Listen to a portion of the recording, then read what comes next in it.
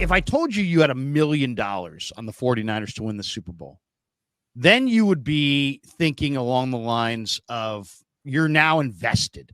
You're not Shanahan, you're not Lynch, but you're invested. You have $1 million ticket in your back pocket on the 49ers to win the Super Bowl.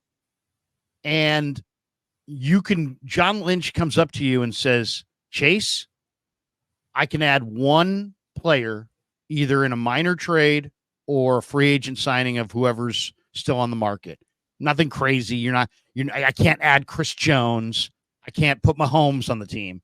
But if John Lynch went to you and you had $1 million on the Niners to win the Super Bowl, so all you care about is adding one player that might help them win the Super Bowl, who are you adding?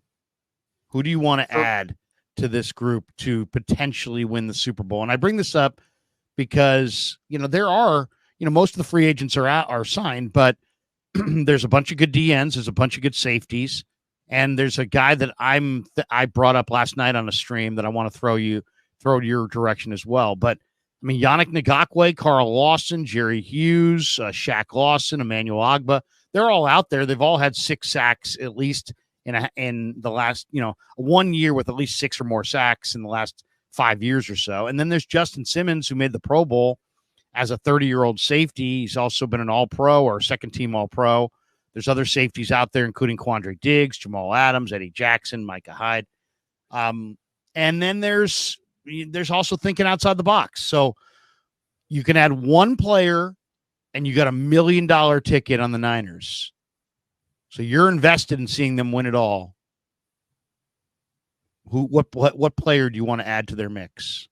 So let's start with the Niners cap situation. They have $32.7 million right now. That is 6th in the NFL.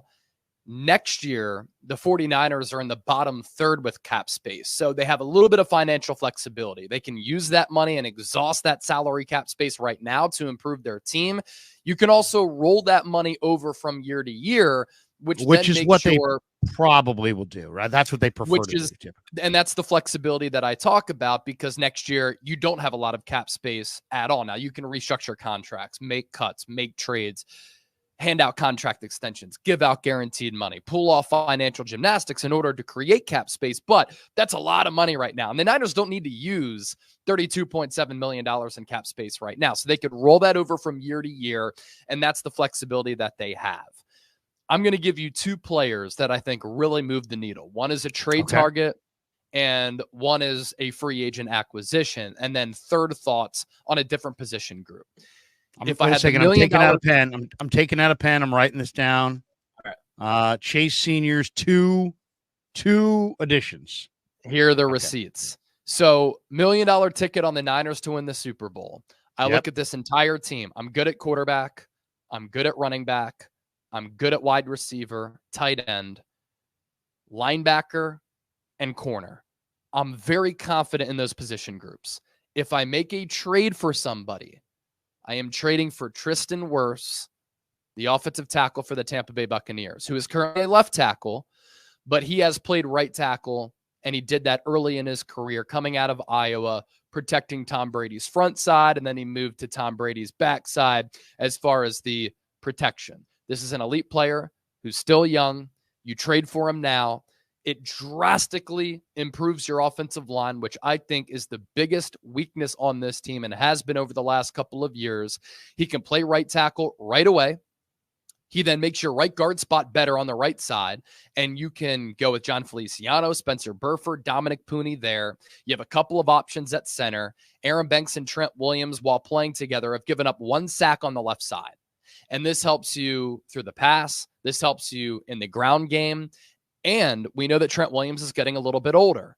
You roll that money over, you can give Tristin Wirfs a contract extension. And then eventually, if Trent Williams retires, if Trent Williams wants a new deal and you don't want to pay him that, and you want to groom another young right tackle by way of the draft, you can do that. And you can move Tristin Wirfs to left tackle. So that is the trade target that I love for San Francisco. The free agent target is Justin Simmons. I'm still not sure what's going to happen with Talanoa Hufanga coming off the torn ACL because he suffered that injury at about the midway point of last year. Are we banking that he's going to make a quick recovery and be back? If not, you have Jair Brown and George Odom right now as your two starting safeties, with Malik Mustafa as a backup and Eric Harris as a longtime special teams player. So Justin Simmons is a guy who's going to be 31 in November. He's a 4-time All-Pro. He's led the NFL in interceptions since 2016. He's still playing at a really high level. Culturally, He fits what you're looking for. He is a multi-time team captain. And the Niners, with this, I guess, slight defensive shift from Steve Wilkes to Nick Sorensen, they want to get back to the roots of that Seattle system.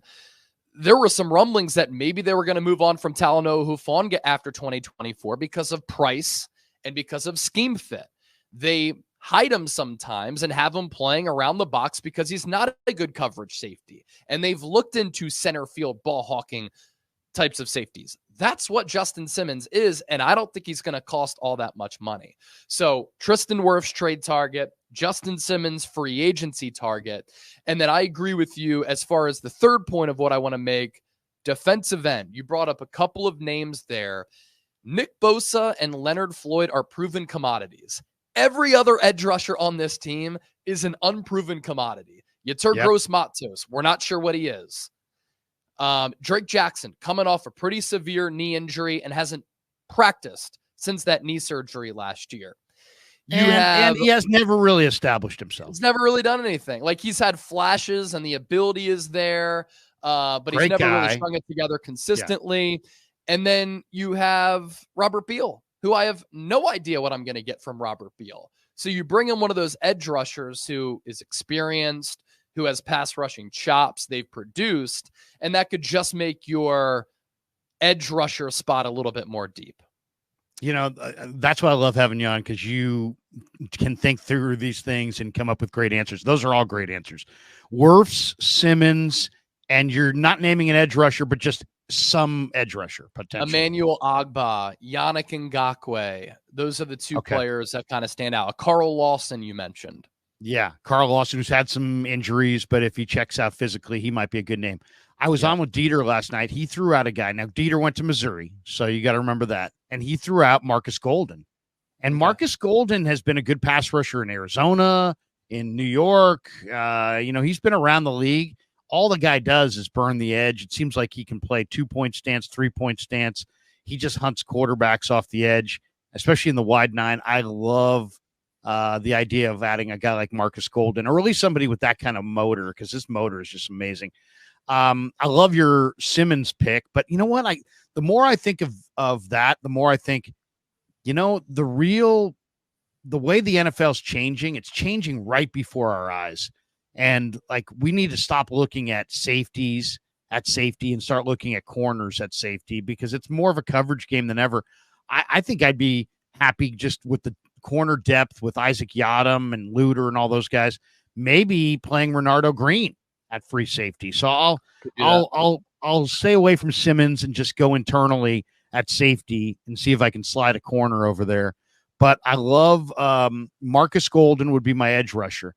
The one spot, if I had $1 million, and I was thinking about this, if I had $1 million ticket on the Niners, so then the question is, if the Niners fall short of the Super Bowl, why will they fall short?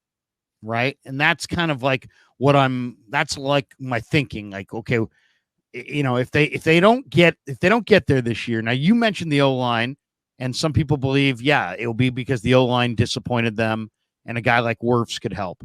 Some people would look at maybe the secondary pick of Simmons and say, if they had better coverage on the back end, that would help. Some people look at defensive line and say, hey, if they can just put some heat on the quarterback, that would help. My thing that I think is, the more I watch the Niners in minicamp, and granted it's minicamp, I don't want to put too much emphasis, but Chase, I just don't see the 49ers being able to win any games that Brock Purdy doesn't start. And that concerns me. I'm watching Dobbs. He's not impressive. He's athletic, but he's not impressive. I'm watching Brandon Allen. He's Brandon Allen. And nothing has changed from last year. He's a third-string quarterback who is cerebral and can watch film and give you good ideas. But like if Brock Purdy goes down for the year, they're cooked anyway. But if Brock Purdy goes down for 7 weeks, they're screwed. I think the Niners could be cooked, despite the fact they could get him back by November and make some incredible run and win the Super Bowl. But I don't know that they can win any games with Dobbs or Allen or Mordecai. I mean, I like Mordecai, but I mean, he's, so I'm reading that Russell Wilson's going to be the man in Pittsburgh. What do you think of Justin Fields?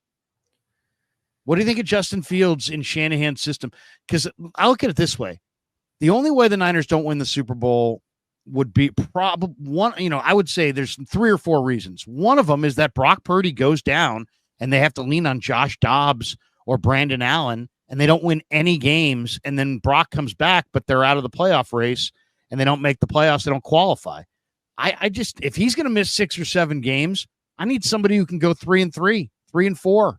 And I think, I know Fields, has his own issues, but I think they got a much better chance of going 3-4 in 7 games without Brock Purdy with Fields than Dobbs or Allen. So I would try to make a deal for Fields if I could add Fields as my number 2, or if it's not Fields, somebody more substantial that I actually think can win games instead of Dobbs or Allen. Am I too negative on Dobbs and Allen, or where are you on them? No, I don't think you are. Josh Dobbs is a player who has been able to come in, aerospace engineer at Tennessee, never has really lived up expectations for where he was drafted. I think he was a 3rd or 4th round guy, and it took him a while to kind of latch on with teams because doesn't have a cannon for an arm. His mobility is pretty solid. He is extremely smart. And because of that, he's been able to master playbooks very quickly. And he's been able to play well for about a game or 2. But then as defenses kind of latch on to what he prefers to do, his tendencies, as they get more film, they realize that a lot of times Josh Dobbs likes to play off schedule. And if you take away that first read, he's going to try to run. And then if you have a quarterback spy on him, you can contain that run. And he's just not really a rhythmic thrower. I also don't think that he's all that accurate. So for a game or 2, I'd had confidence in Josh Dobbs being able to come in and play pretty well. For Brandon Allen, I don't have any confidence because the physical traits simply aren't there. I don't think that he has the arm strength to play at the NFL level. I think he's there because he makes the quarterback room better. You look at some of the free agents remaining. Not a good list. Ryan Tannehill, No. Trevor Siemian, Blaine Gabbert, AJ McCarron, Brian Hoyer, Kellen Mond, and Ben DiNucci.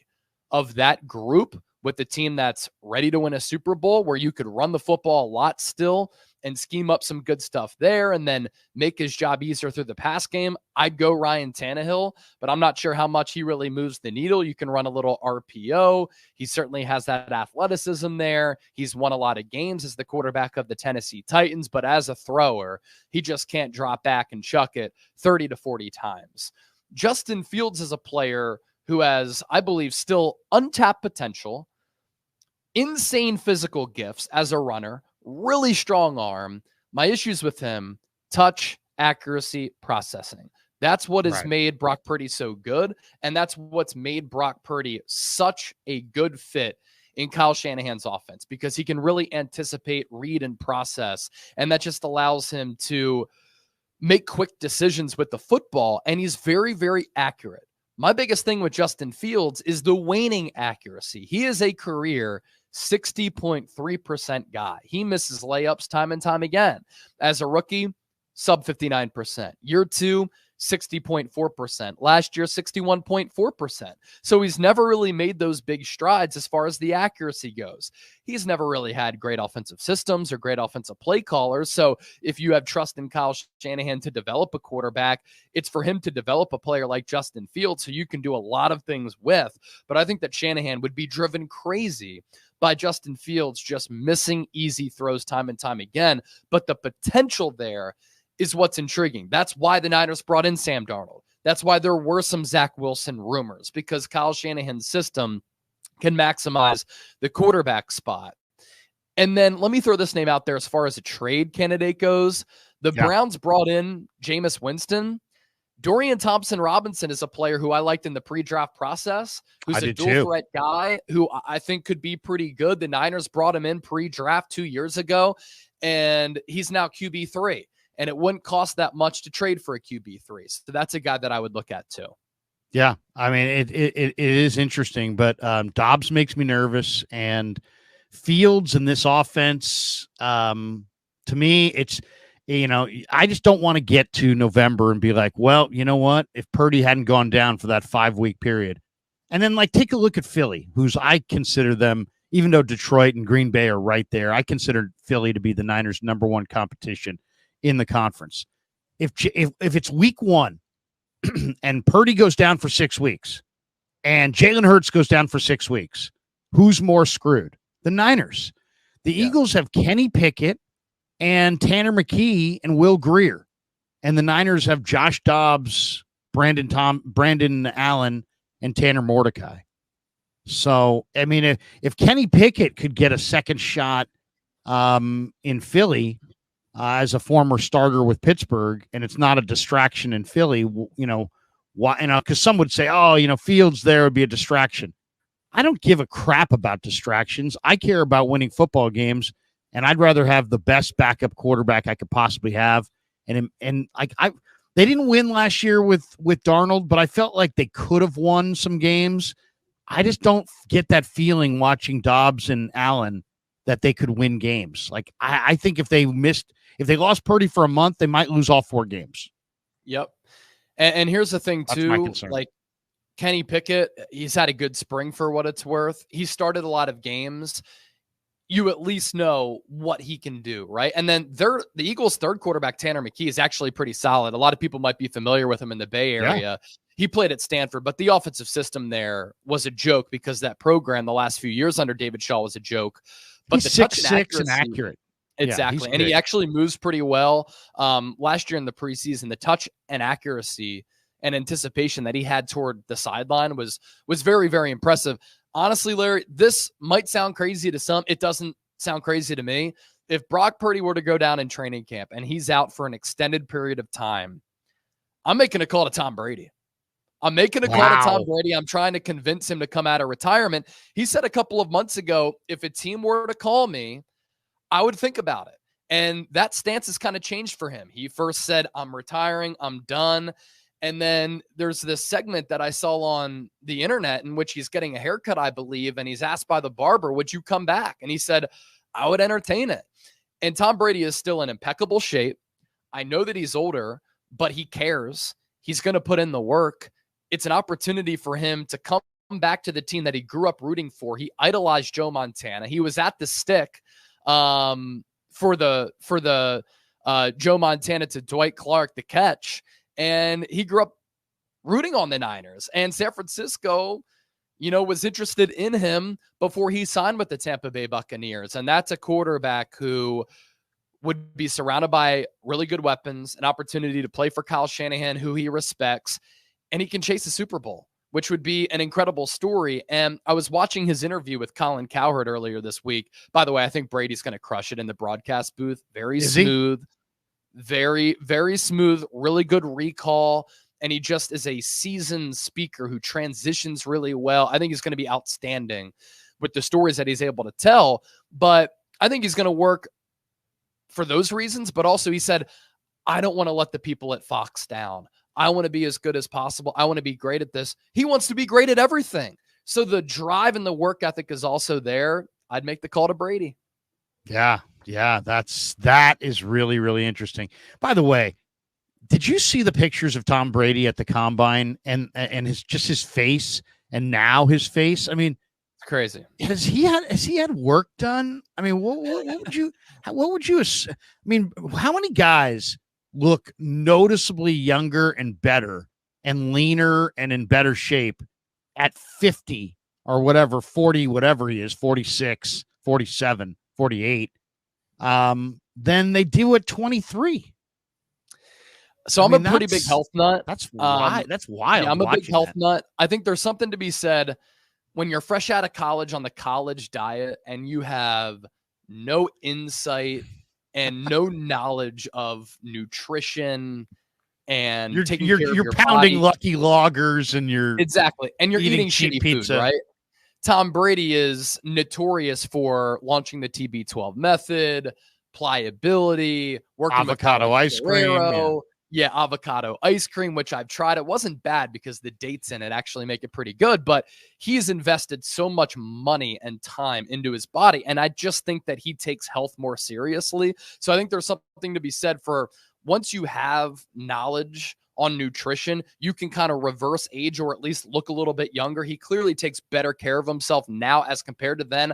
I also think at the same time, maybe he's gotten some injections, he's gotten some Botox to take away the wrinkles a little bit.